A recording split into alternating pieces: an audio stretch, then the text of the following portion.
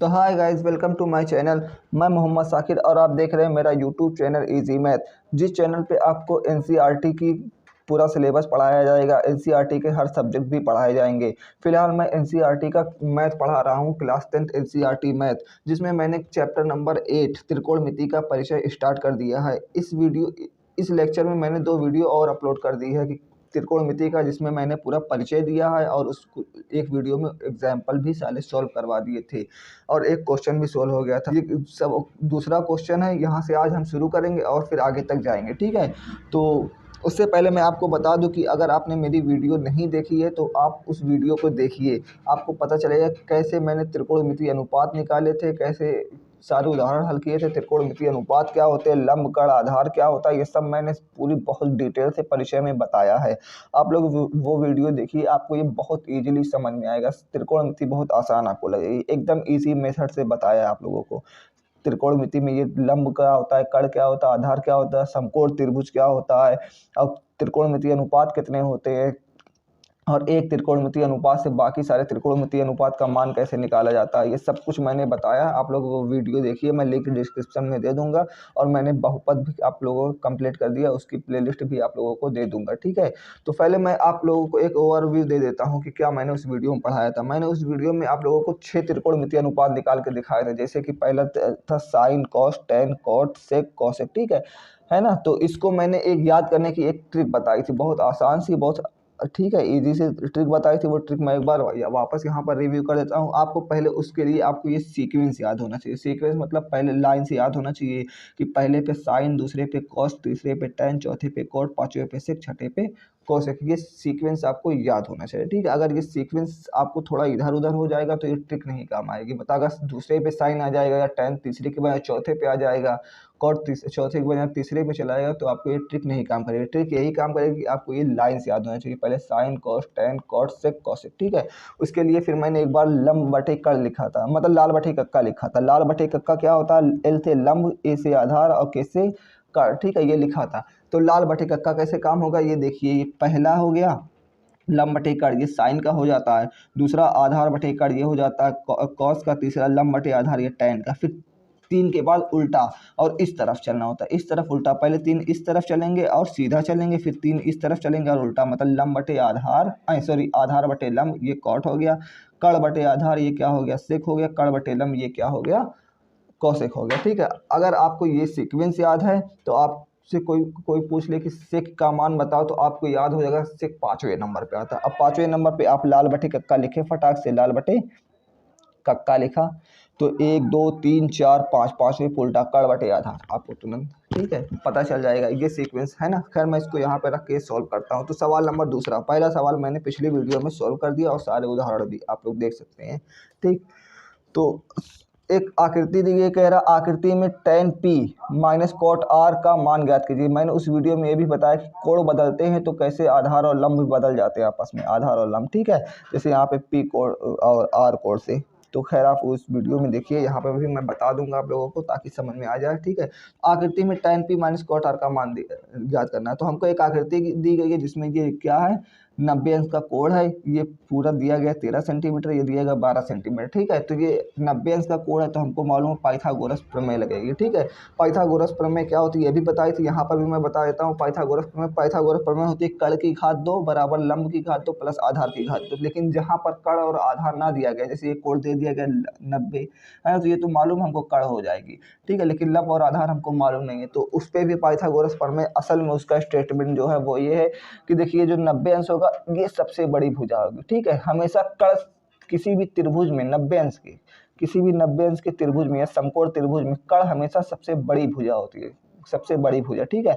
तो ये सबसे बड़ी भुजा होती है। इस सबसे बड़ी भुजा का वर्ग बराबर होगा दोनों छोटी भुजाओं के वर्ग के योगफल के, मतलब 13 का वर्ग बराबर होगा इस 12 का वर्ग प्लस में इसका जो वर्ग आएगा, मतलब क्यू आर का वर्ग, ठीक है। ये पी आर का वर्ग बराबर होगा पी क्यू का वर्ग प्लस में क्यू आर का वर्ग। ये होता है पाइथागोरस प्रमेय का स्टेटमेंट कि हमेशा जो बड़ी भुजा होती है उसका वर्ग दोनों छोटी भुजाओं के वर्ग के योगफल के बराबर होता है, ठीक है। तो उसी का हम इस्तेमाल करेंगे, लिखेंगे त्रिभुज पी क्यू आर में पाइथागोरस प्रमेय द्वारा, है ना। त्रिभुज पी क्यू आर में पाइथागोरस प्रमेय से, है ना, प्रमेय से, ठीक है। पाइथागोरस प्रमेय क्या होती है, ये हमको पता है, ये लंब 90 है तो ये कर्ण होगा, ये सबसे बड़ी भुजा होगी ना, तो पी आर का वर्ग, ये जो बराबर होगा ये पी क्यू के वर्ग के बराबर है ना, और प्लस में क्यू आर के वर्ग, क्यू आर के वर्ग के बराबर होगा, है ना। देखिए हमको पी आर का मान दिया गया, पी क्यू का मान दिया, क्यू आर का नहीं दिया गया, क्यू आर का निकालना है। यही होता है पाइथागोरस प्रमेय कि दो भुजाओं का मान दिया गया, तीसरी भुजा हम निकाल सकते हैं, ठीक है। तो इसका मान दिया गया 13 सेंटीमीटर, 13 रखेंगे, है ना। इसको और बराबर में इसका मान दिया गया 12, 12 का प्लस इसका मान नहीं दिया गया, इसको निकालना है तो इसको ऐसे रखेंगे, ठीक है। 13 का होता है 169, ठीक है। आप लोगों को याद होना चाहिए कम से कम 20 तक, है ना, कि 2 का क्या होता है 4 का क्या होता है 13 का वर्ग 169, 12 का 144, ठीक है, और प्लस में क्यू आर का वर्ग, ठीक है।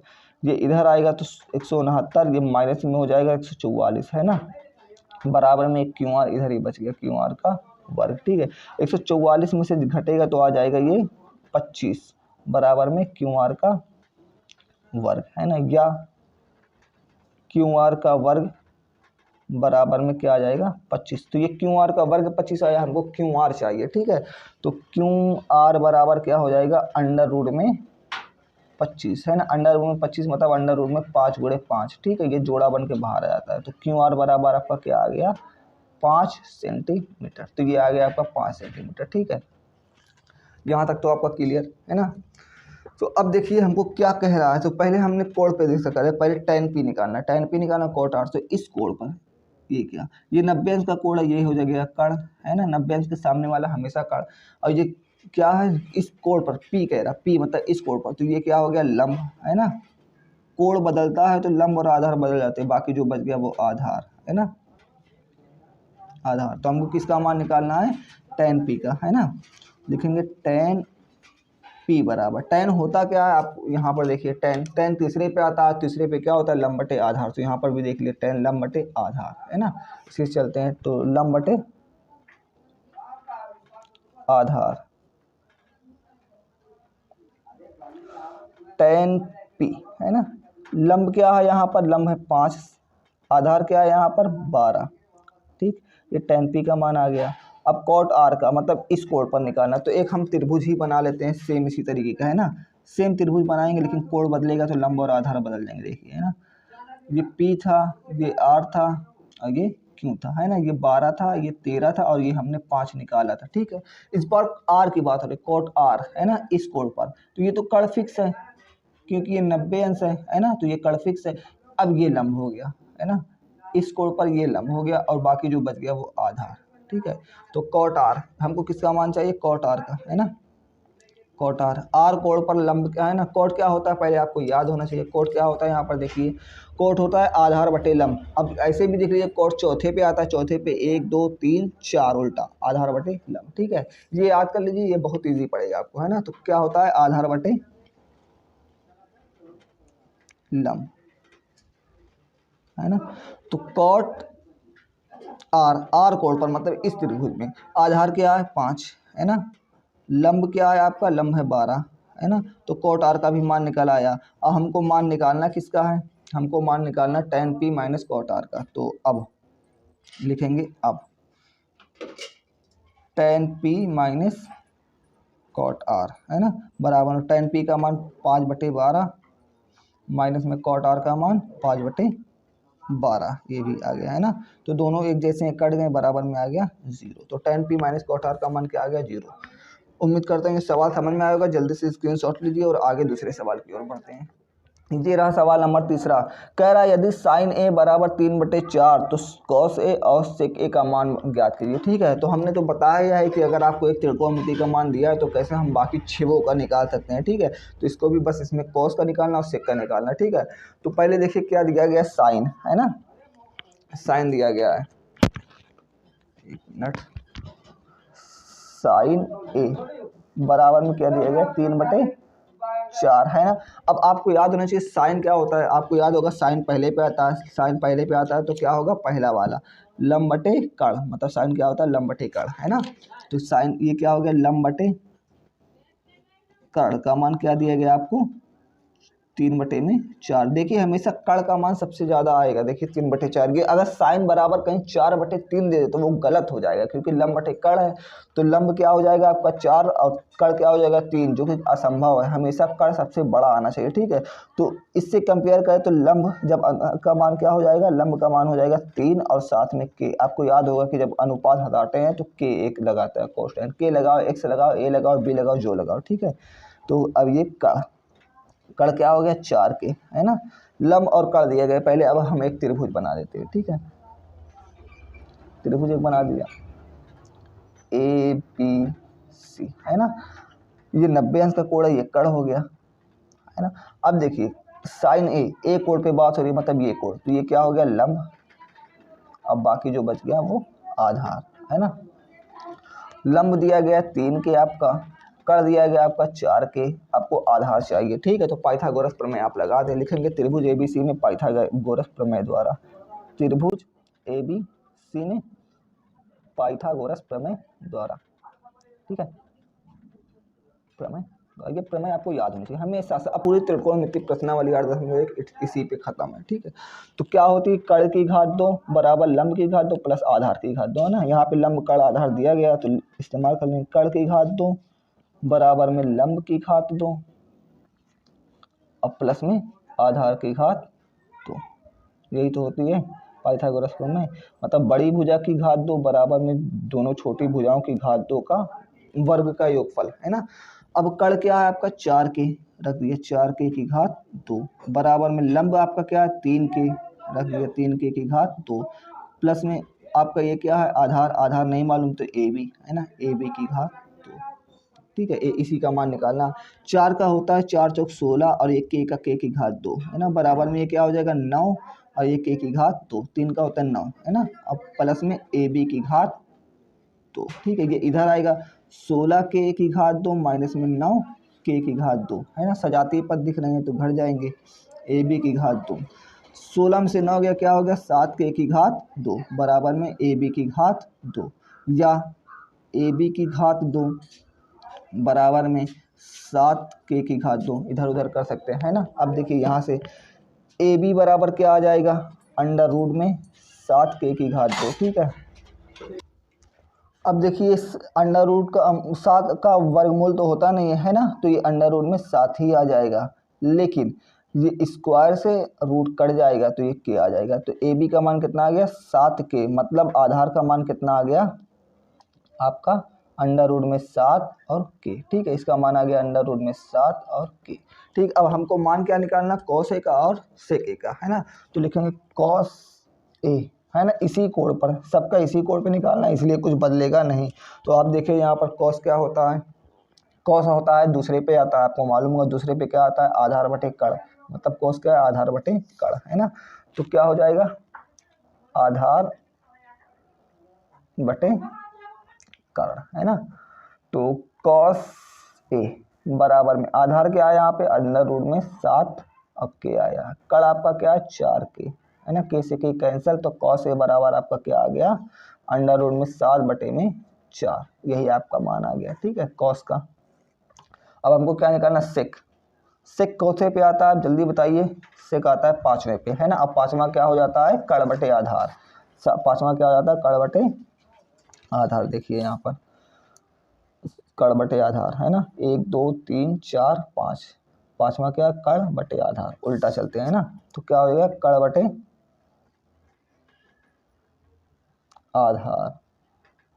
कड़ आपका क्या है, कड़ है यहाँ पर आपका 4 के, आधार क्या है आपका आधार है अंडर रूट में 7 के, कट के क्या आ जाएगा से के बराबर 4 बटे में अंडर रूट 7, है ना। ये आ गया सेके का मान। वैसे भी मैंने आपको बताया था सेके और कॉस आपस में क्या होता है उल्टे, है ना। मतलब जो सेके का मान होता है उसको पलट दो कॉसेके का मान, सेके का कॉस का मान बन जाता है ना। तो यहाँ पे देखिए कॉस का 7/4 था, इसका 4 बटे अंडर रूट 60, है ना। तो ये एक दूसरे के उल्टे होते, ये सब मैंने डिटेल्स आपको बताया, इसलिए मैं कहता हूँ बार बार कि आप वो वीडियो देखिए।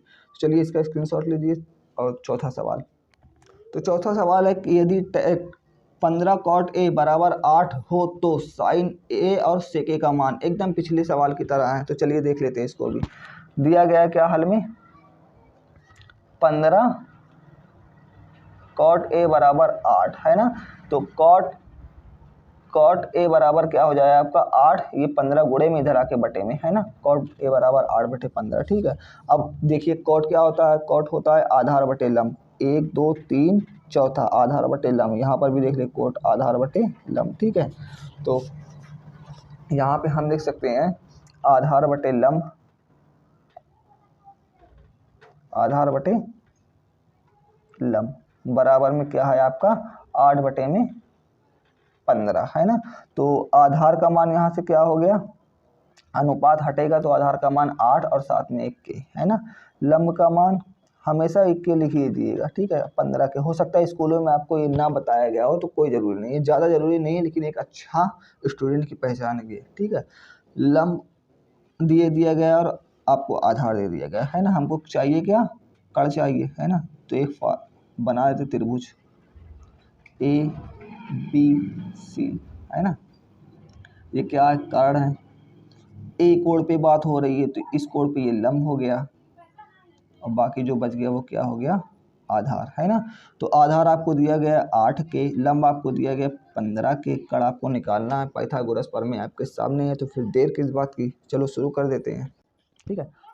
क्या त्रिभुज ABC में पाइथागोरस प्रमेय द्वारा है ना, पाइथागोरस प्रमेय द्वारा, ठीक है।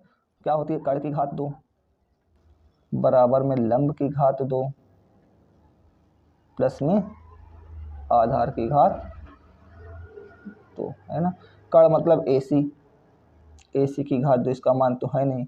लंब मतलब 15 की घात 2 प्लस में आधार मतलब आप लोगों का है 8 की घात 2 है ना। 15 का होता है 225 की घात 2 है ना, 225 है ना, 225 की घात 2 प्लस इसका होता है 8 का होता है 8 टाइम 64 साथ में की घात 2 है ना। मिलके हो जाएंगे ये 4 और 5 9 और 2 और 6 8 और 2 ये और साथ में की घात 2, ठीक है। AC की घात 2 बराबर आ गया ये, ठीक है। अब यहाँ से हमको AC की घात 2 नहीं AC चाहिए है ना।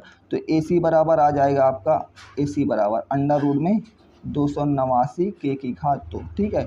तो 289 होता है 17 का, तो 289 होता है 17 का। आपको कम से कम 20 तक याद होना चाहिए ना। अब के रूट से स्क्वायर हट गया तो के, तो लंब बराबर सॉरी कर्ण बराबर आपका क्या आ गया 17 की है ना। हमेशा हमने कहा था ये कर्ण हमेशा बड़ा आएगा, तो देखिए बड़ा भी आ रहा है। अब किसका मान निकालना है हमको, साइन ए का और कॉस ए का है ना। तो लिखेंगे साइन ए, उसी कोण पर साइन होता क्या, साइन हमेशा होगा आपका लंब बटे कर्ण है ना, लंब बटे कर्ण। तो लंब का मान आपका कितना है 15 के और कर्ण का मान आपका कितना 17 के से के कैंसिल, तो साइन ए बराबर आपका आ गया 15/17, सिंपल। अब क्या चाहिए आपको, सेक ए है ना, सेक ए याद तो होएगा आपको। सेक ए, सेक क्या होता है आपको, सेक होता है कर्ण बटे आधार है ना, कर्ण बटे आधार। ये तो याद ही हो गया होगा आपको, और नहीं याद हुआ तो फिर बड़ी दिक्कत आएगी आपको। तो आपका सेक ए, कर्ण क्या है आपका 17 के, आधार क्या है 8 के से के कैंसल, से के बराबर आ गया आपको 17/8, ठीक है। बस चलिए स्क्रीनशॉट लीजिए जल्दी से। तो आज की वीडियो में बस इतना ही। अब बाकी के सवाल अगली वीडियो में। उम्मीद करता हूँ ये वीडियो आपको पसंद आई होगी। अगर पसंद आई हो तो चैनल को सब्सक्राइब करें, वीडियो को लाइक करें और दोस्तों में शेयर करें, ठीक है। और हाँ, इसमें मैंने आपको पूरी आपका सिलेबस कंप्लीट करूँगा, day by day daily video आएगी आपकी। तो आप चैनल को सब्सक्राइब करके बेल आइकन को भी प्रेस कर लीजिए ताकि मेरी नई वीडियो का नोटिफिकेशन भी आपको मिल जाए। और हाँ, मैं डिस्क्रिप्शन में आप लोगों को अपने टेलीग्राम चैनल का भी लिंक दे दूंगा। अभी बहुत चैनल एकदम नया है तो बहुत बच्चे जुड़े नहीं हैं, तो आप लोग जुड़िए और चैनल को भी प्रमोट कीजिए, ठीक है। और हाँ, अगर आपको कोई मुझसे सवाल है या इसमें जो मैंने पढ़ा है इसमें कोई डाउट हो तो मैं इंस्टाग्राम का भी अपने लिंक दे दूंगा, आप मुझसे वहाँ पर कांटेक्ट कीजिए और अपने सवाल पूछिए। या फिर आपका कोई अलग से सवाल है तो भी आप मेरे इंस्टाग्राम पर मेरे आईडी में आकर पूछ सकते हैं। और ये आपको याद होना चाहिए, लाल बटे कक्का से साइन ए आधार है, तभी प्रश्नावली 8.1 तो पूरी पूरी यही है। अगर ये नहीं आपको याद है तो फिर प्रश्नावली 8.1 आप हल नहीं कर पाएंगे। ठीक है, तो इसके लिए मैंने शॉर्ट ट्रिक बताई है, ये आप लोग याद कर लीजिए। ठीक, तो चलिए, थैंक यू।